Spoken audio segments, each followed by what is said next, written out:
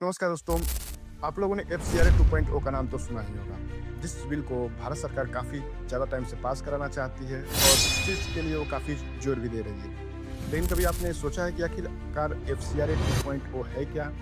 और भारत सरकार इसको इतना पास कराने में दिलचस्पी क्यों दिखा रही है? दरअसल FCRA 2.0 को समझने से पहले हम लोग समझेंगे कि आखिरकार FCRA क्या है? क्योंकि FCRA के बाद ही FCRA 2.0 आया हुआ है। तो FCRA को हम समझेंगे कि ये काम कैसे करता है और ये क्या चीज़ है। दरअसल इस चीज़ को हम ऐसे समझेंगे कि मान लीजिए अगर भारत की कोई एनजीओ है, कोई संस्था है, जो कि गरीब बच्चों की मदद करती है, गरीबों की मदद करती है या फिर कहीं प्रभावित इलाकों में वो अपना सहायता प्रदान करती है बिना सरकार के 1 रुपए खर्च किए हुए। यानी कि सरकार से वो चीज़ मदद नहीं लेती है, उसमें वो पैसे लेती है, उसमें वो पैसे जो लगाती है वो डोनेशन का पैसा लगाती है। तो ऐसे एनजीओज़ को, ऐसे संस्थाओं को भारत के बाहर से भी लोग काफ़ी ज़्यादा डोनेशन करते हैं। जैसे मान लीजिए अगर किसी व्यक्ति को जो कि भारत से बाहर रहता है, उसको एनजीओ को 50 लाख रुपए डोनेट करने हैं। तो जो पैसा वो डोनेट कर रहा है वो भारत में आए और उस चीज़ का प्रयोग उसी चीज़ के लिए हो जिस चीज़ के लिए उसको डोनेशन किया गया है, यानी डोनेट किया गया है। न कि उस चीज़ का प्रयोग भारत सरकार भारत के अंदर कोई भी सामाजिक चीज़ों को प्रभावित करने के लिए किया जा सके या फिर भारत की सुरक्षा को प्रभावित करने के लिए किया जा सके। इसके लिए 1976 में भारत सरकार ने FCRA बिल लाया, जिसका मतलब था फॉरेन कंट्रीब्यूशन रेगुलेशन एक्ट। यानी कि वो उस चीज़ों को कंट्रोल करती है जो कि पैसा विदेशों से आता है, यानी कि जो फंड विदेशों से हमारे भारत में आता है। तो इस चीज़ को लेकर सरकार ने उस टाइम पे कुछ नियम कानून बनाए थे, जैसे कि जो भी पैसा आ रहा है उसकी पारदर्शिता रखी जाए, यानी कि पैसा कहाँ से आ रहा है और किस एनजीओ को, किस संस्थान को जा रहा है, इस चीज़ की पूरी पारदर्शिता होनी चाहिए। साथ ही साथ उसमें ये भी ध्यान दिया गया कि पैसे जिस चीज़ों के लिए आ रहे हैं उसी चीज़ों में प्रयोग हो, न कि किसी फालतू कामों में प्रयोग हो।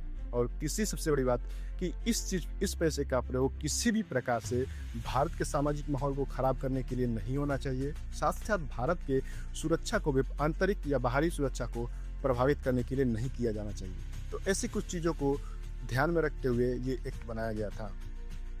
और अभी जो आप सुन रहे हैं, हाल ही फिलहाल में भारत सरकार द्वारा FCRA 2.0 लाने की कोशिश, दरअसल ये उसी चीज़ को मॉडिफाई करके हर एक चीज़ों को ऑनलाइन करने के लिए किया गया है। क्योंकि उस टाइम पे कुछ ऐसे एक्ट बनाए गए थे जिसके तहत भारत सरकार की मंजूरी के साथ कौन इन पैसों को ले सकता है और कौन नहीं ले सकता है, इसकी पूरी जानकारी देनी पड़ती थी। जैसे कि इस चीज़ को लेने के जो हकदार थे वो थे एनजीओ, संस्था या फिर चर्च वगैरह, जो भी चीज़ है वो भारत सरकार के अनुमति के अनुमति लेकर इस चीज़ को ले सकते थे। अब इस चीज़ को कौन-कौन नहीं ले सकता था उस टाइम या अभी भी नहीं ले सकता, इसमें है कोई सरकारी कर्मचारी या कोई चुनावी दल या कोई ऐसा व्यक्ति जो उम्मीदवार हो, अभी खड़ा हो रहा हो, ऐसे लोग इस चीज़ को नहीं ले सकते थे। तो ऐसे चीज़ों को ऐसे नियम कानूनों के तहत इस चीज़ को बनाया गया है। अब भारत सरकार जो बिल अभी हाल फिलहाल 2026 में पास करना चाहती है, उसके तहत बस यही है कि इन चीज़ों को ऑनलाइन कर दिया जाए, इस चीज़ को एक पोर्टल पे डाल दिया जाए, जहाँ से कि लोग इस चीज़ को देख सके या इसकी जो पारदर्शिता हो वो पूरी तरह से पब्लिक हो।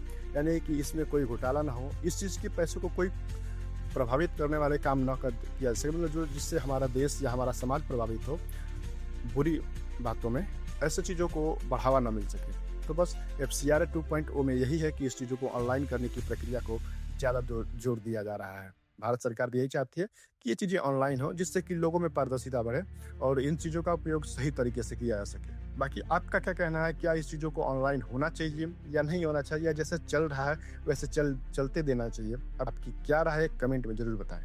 नमस्कार, धन्यवाद।